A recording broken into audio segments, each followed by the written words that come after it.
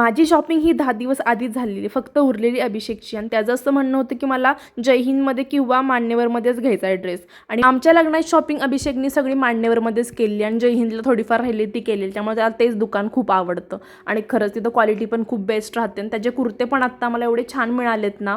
आणि त्याला कोणता कुर्ता घ्यायचा ह्या आधीच फिक्स होतं, कारण माझी साडी ही ब्ल्यू कलरची होती आणि मी पण ठरवलं होतं की माझ्याकडे ब्ल्यू कलरची साडी नाही आहे, तर मला ब्ल्यू कलरची साडी ह्यावेळेस दिवाळीला घ्यायची आहे. त्यामुळे त्याने पण असं ठरवलं की मी पण ब्ल्यू कलरचाच कुर्ता घेणार, जेणेकरून कॉम्बिनेशन पण छान वाटेल.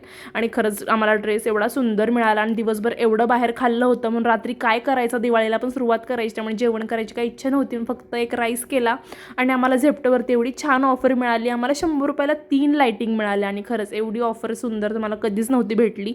त्यामुळे सगळीकडे लाईटिंग लावून टाकली आणि रात्रीपासून म्हटलं तर एकतरी फराळाचा पदार्थ आपण तरी करावा, कारण आई सगळा पदार्थ करणार होत्या.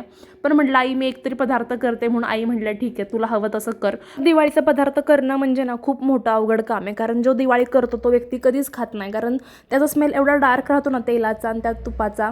त्यामुळं ना ते डोक्यामध्ये बसल्यानंतर खायची काहीच इच्छा राहत नाही. त्यामुळे मला पण असं झालं होतं की मी करते तर खरं, पण मी हे खाणार आहे की नाही. आणि मी खरं सांगते मी एक पण घास नाही खाल्ला शंकरपाळीचा, कारण त्याचा स्मेल माझ्या डोक्यामध्ये बसला होता. शंकरपाळी काही लोकांना चहामध्ये बुडवून खायला आवडते, तसंच अभिषेकला पण खूप आवडते, म्हणून मी खरं तर करते एवढं सगळं. नंतर मी केल्या पण नसत्या, म्हटलं असतं जाऊ दे तिकडे कशाला करायचं, विकत आणता येईल वगैरे. पण म्हटलं नाही त्याला आवडते म्हणून म्हटलं आपण ट्राय कराव्यात. आणि लास्ट टाइम पण केलेलं आणि खरंच खूप छान झाल्या होत्या, म्हणून ह्यावेळेस म्हटलं चला त्याला आपल्या हातच्या आवडतं तर आपण केलं तर पाहिजे एकतरी पदार्थ गोड घरामध्ये, त्याशिवाय दिवाळी तरी कशी वाटेल ना. आणि मला सगळा फराळ आईंकडनं येणार होता, त्यामुळे म्हटलं चला आपण एकतरी पदार्थ करून सगळ्यांना देऊया.